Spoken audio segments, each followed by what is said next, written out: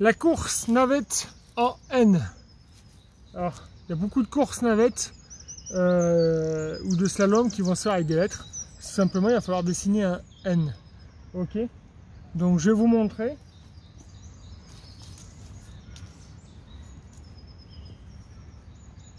Donc, je pars d'ici, au bleu. Je vais aller au blanc, au rouge, au bleu là-bas. Donc, c'est un carré, 5 mètres, 5 mètres, 5 mètres, 5 mètres. Donc, je pars, tac. Je touche le plot. Hop. Je touche le plot. Et j'accélère ici pour finir.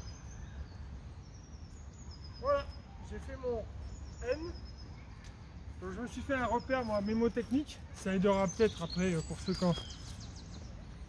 ceux qui ont du mal au départ ou pour les enfants. C'est-à-dire pour moi, j'aime bien faire bleu, blanc, rouge, bleu. Bleu, blanc, rouge, ben, vous savez, c'est tricolore la France, cocorico.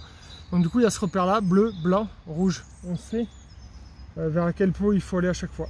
Et ça redémarre à bleu. Donc là, l'idée, c'est de toucher le pot blanc. Comme ça, je redescends à vitesse 0. Je touche le pot rouge, je redescends à vitesse 0. Et après, je redémarre. Ok. Donc dans l'enchaînement, là-dessus, du coup, une fois qu'on est arrivé au pot bleu, on peut soit revenir en marchant au tout début. Et à ce moment-là, on continue à le faire dans ce sens. Soit sinon, on part en sens inverse. Ok, comme ça, on travaille l'autre côté.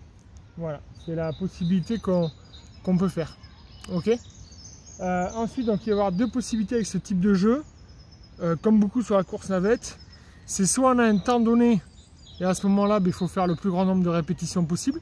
Pour moi, une rep, c'est pas quand j'ai fait tout le circuit, d'accord, c'est quand j'ai touché un plot. Quand j'ai franchi un plot, pardon. Donc ça fait 1, 2, 3 là-bas, je l'ai franchi. Donc ça veut dire que en 30 secondes, si je repars aussitôt, je vais toucher un certain nombre de plots, ou franchir des plots. Ok. C'est-à-dire je pars sur 30 secondes, je fais un aller et un retour, mais ça va faire blanc, rouge, ça fait 2 points, bleu 3 points, je redémarre, rouge 4 points, 5 points et 6 points. Et j'ai marqué 6 points en 30 secondes. Et après on fait un cumul comme ça. Ou alors vous dites à la personne, mais du coup il faut faire une fois, et à ce moment-là vous prenez le chrono. Vous faites un défi avec quelqu'un d'autre. Très important vraiment sur ces reprises d'appui, il y a beaucoup de mouvements bien sûr là-dessus. Il faut tirer avec les bras et tout ça. Donc, sur la reprise d'appui, en fait, ce qui va être important, c'est vraiment de positionner son appui et déjà s'orienter avec les hanches très rapidement.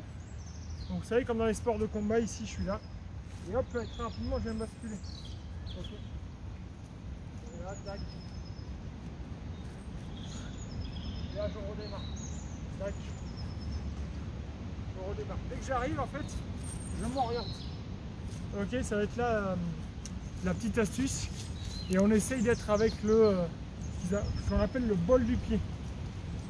Le bol du pied. Ça va pas les orteils, mais juste la partie ici. Et pas trop sur les talons non plus. Et bien sûr, ça, on peut le faire aussi avec un ballon, bien entendu. Toujours un autre ballon. Ok. Donc le ballon soit dans les mains, soit au sol. Je pars.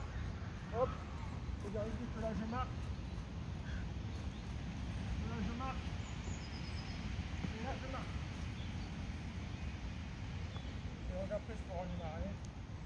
Tac. Et ainsi de suite. Après, on peut le faire avec un ballon de foot aussi. Pareil sur le ballon de foot, on peut démarrer. Hop, même principe, je démarre. Hop, et là je stoppe. Tac, et je redémarre. Et là, je stoppe, et je redémarre.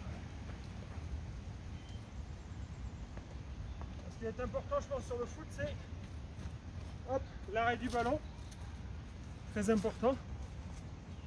Et après, si on est bon, on peut le faire avec les deux ballons. On peut très bien s'imaginer partir avec les deux. Hop, tac, je marque. Comme je marque. Et hop, je marque. Je pense que tout est possible. Il n'y a que des idées. Après, bien sûr, on peut le faire avec un ballon de basket et faire rebondir et tout ça.